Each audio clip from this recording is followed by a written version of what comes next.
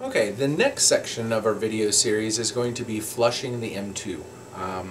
The couple little things that you're going to need are DTG flushing solution, your 4 empty bottles that came with the machine when you first loaded it up with ink, and that's basically it. And also some paper towels. They get handy when you're dealing with inks and taking tubes out of bottles and stuff like that. So the first thing we're going to do is load these empty bottles with flushing solution. What the flushing solution is an alcohol base with a surfactant in it so it doesn't evaporate. So what I'll do is fill up these bottles right up to the edge here.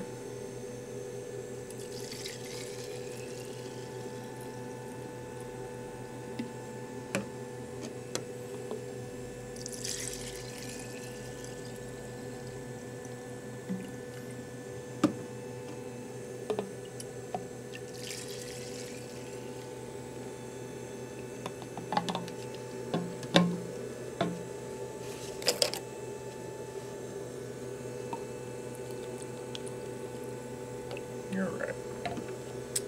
So then we'll go around to the back and we'll put these, we'll lower our lid down. Stack these across so that way I have easy access to them.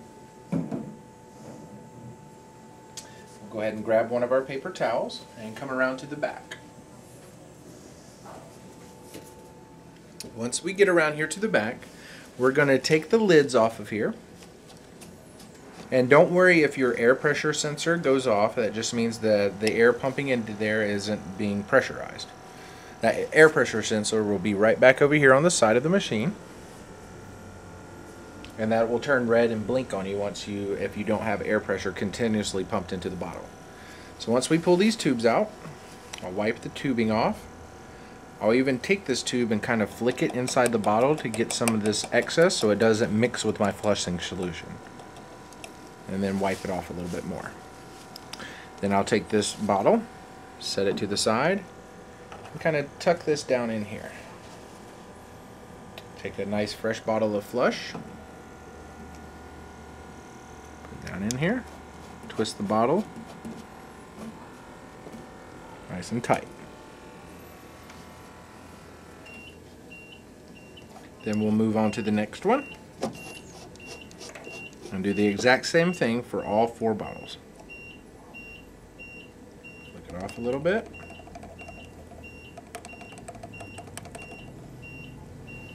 Paper towel.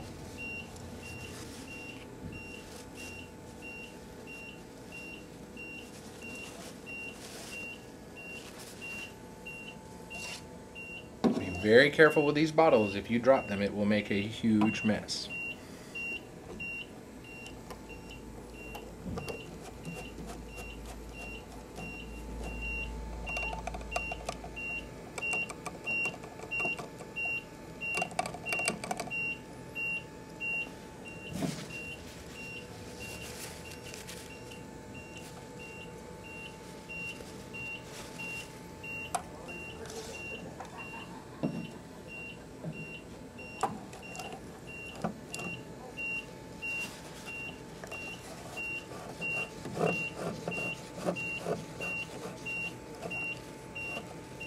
If you have a little bit of mixing, it's not a big deal.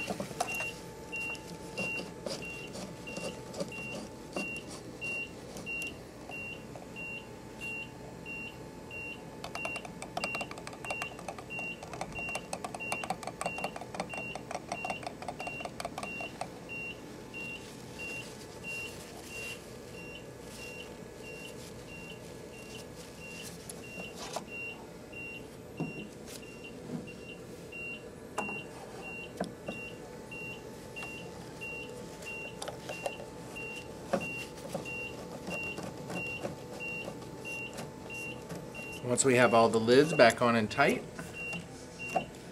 I will come back over here to the side and repressurize the bottles by holding the button in for a couple seconds. It'll turn on the pump and then go green. Okay, so before moving on, I definitely like to make sure that I either put my lids on the bottles so that way air doesn't get to them, and also set them to the side just in case I don't want to bump them and knock them over. Now what we're going to do is we're going to drain the lines of white ink. To figure out which one is the return, I like to disconnect my stirring motor, which is up on the top here, and it's that top power plug going into it. And I will disconnect and then reconnect to start my WIM system. Unplug it and then replug it. I'll unscrew my bottle lid and I'll lift it straight up but not outside. So that way I can see which tube is actually dripping back into the machine. Once I've done that, I will disconnect my WIM system. The one that's dripping back into the machine, which is this side, will be your return tube. This is going to be your supply tube. So what I'll do is just disconnect the little tube lures and then turn my circulation system back on. What this does is basically return all the ink all the way through the machine back to the bottle and fills up the bottle instead of pulling it out of the bottle. Once you notice air bubbles coming in through this tube, that's when you can disconnect your WIM system.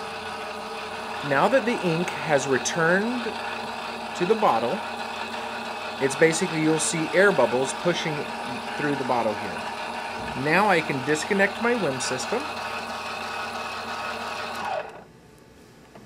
and then disconnect this tubing as well.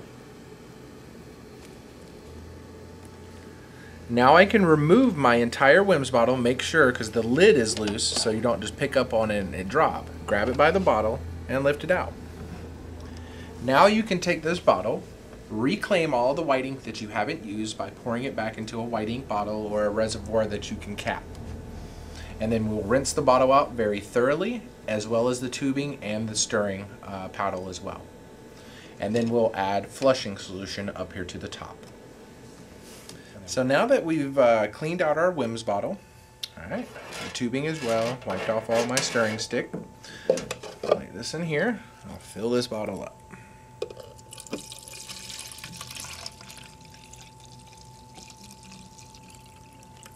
All right, so I'll reconnect my top of the bottle.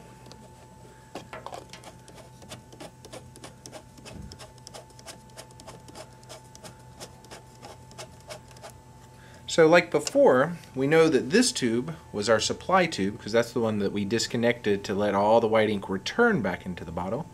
We're going to do it in the opposite position. So we'll twist this one back on, so that way the supply from the cleaning solution is going to push through these tubes, go through the filters, through the circulation pump, up past those dampers, and then return back here to the bottle. But with this return tube, what I like to do is disconnect it from this little lure end right here, and I'll pull up a little bit so I have some slack. Alright, so then with this bottle, I'll take one of my empty flush bottles and stick it right here. Alright, if I need to, I'll put a piece of tape across it, so that way when I turn my circulation system back on, it's going to push all this residue that's still in the tubing into this waste bottle until it goes clear, like it's coming out of the bottle. So then what I'll do, just reconnect this wire, circulation system will kick on, and then I'll just hold this tube right here until clear liquid comes out of it.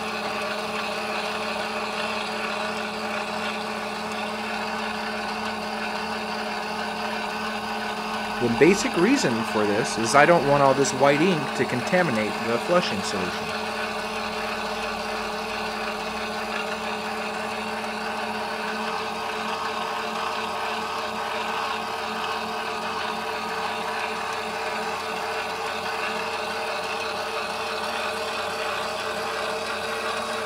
Just be real careful not to pull that tip out of this bottle, or it will drain all over your floor, machine, or wherever it's pointed at. Okay, so now once the tubing has gone semi-clear, it still has a little bit of murkiness to it, but it's not enough to really contaminate the waste. A good rule of thumb is that you can basically run almost a full bottle through the tubing to really flush it out and then refill it once you're done. Okay, so once it's gone semi-clear, because the tubing isn't completely clear either, it has a little bit of a shading to it. So what I'll do is disconnect my power source to the WIMS, so that way I can take my tube out of the bottle, and then reconnect it to the return tube on the WIMS bottle. Put my little tube back in here, squeezes right in, pull it down some. Alright, so once I have that reconnected, then I can replug back in my circulation system.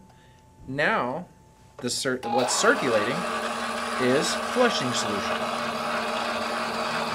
Alright. So then I'll just top this bottle back off. So now that I have the stirring motor untied, I can just kind of tip it to the side here. Kind of top off that bottle.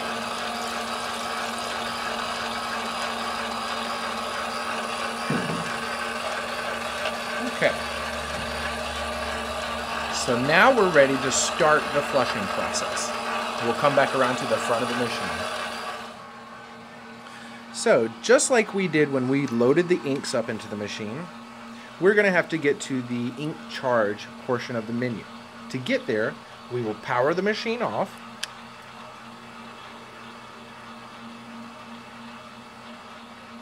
We're going to hold the reversed, next, and forward buttons all at the same time.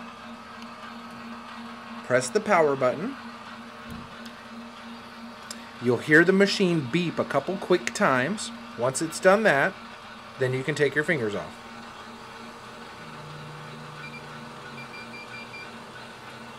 And then it'll come up and read, check, test. I will hit the next key until it goes to cleaning. Then hit enter once.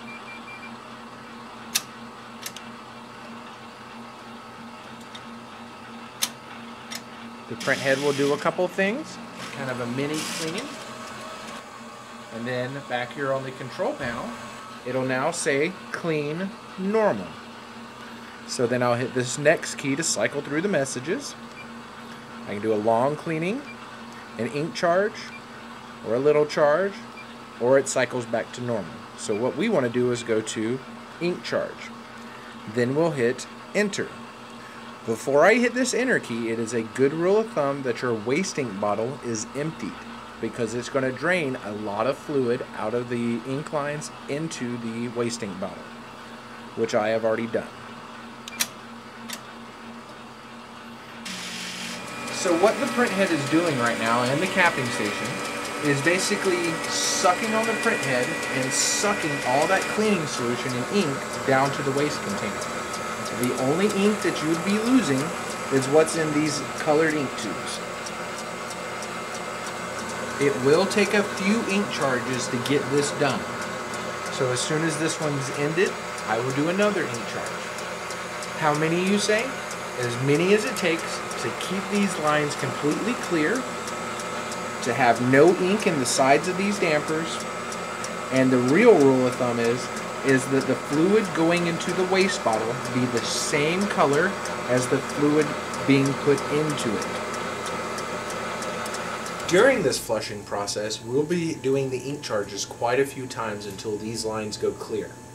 Also, one thing that you really want to check is the waste ink bottle. During like every other ink charge, you want to make sure to check your bottle so that way it does not overflow. And with these empty flush bottles, I'll just pour it right in there so I don't have to keep walking back and forth to my sink. Just make sure you got a steady hand.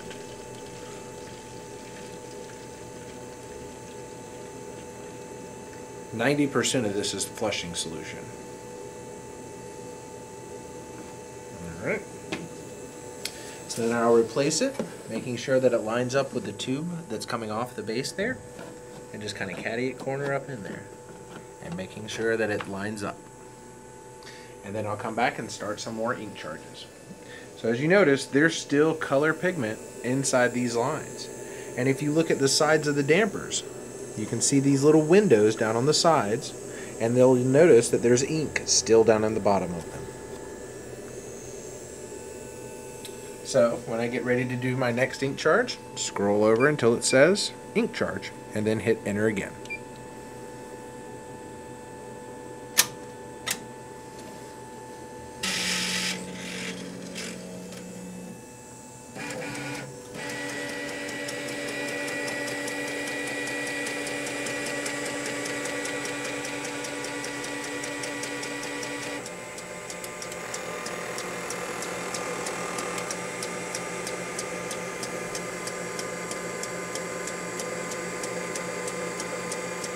So during this flushing process, since we're doing so many ink charges, the white ink reservoir will actually empty out quicker than the colors will, because they're being distributed through 4 dampers instead of individual dampers. So keep an eye on that, and then every once in a while you want to come back here and just top her off.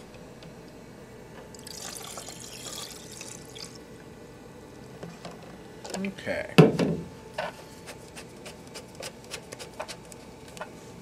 Go ahead and turn my circulation system back on by unplugging and replugging. Then I'll come back up front and continue doing more ink charges.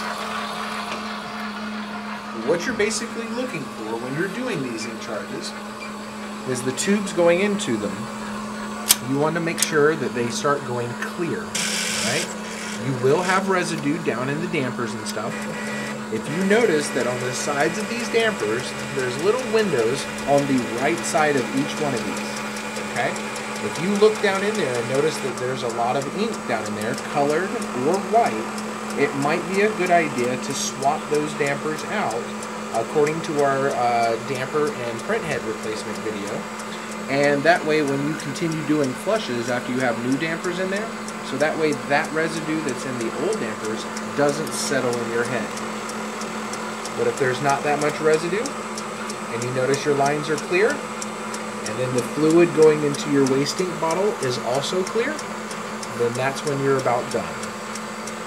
Once you've done that, you'll probably want to do 2 to 3 more ink charges just to be safe. And that will be our flushing process. So once we're done, and we have clear fluid going into the waste ink bottle, we will shut the machine down, or basically just let it sit until we come back up and load it back with ink, sort of like when we first got the machine. If you have any questions on this or any comments, definitely don't hesitate to call into our support line and we can give you a full, more detailed explanation if needed. Thank you very much, and we'll see you soon.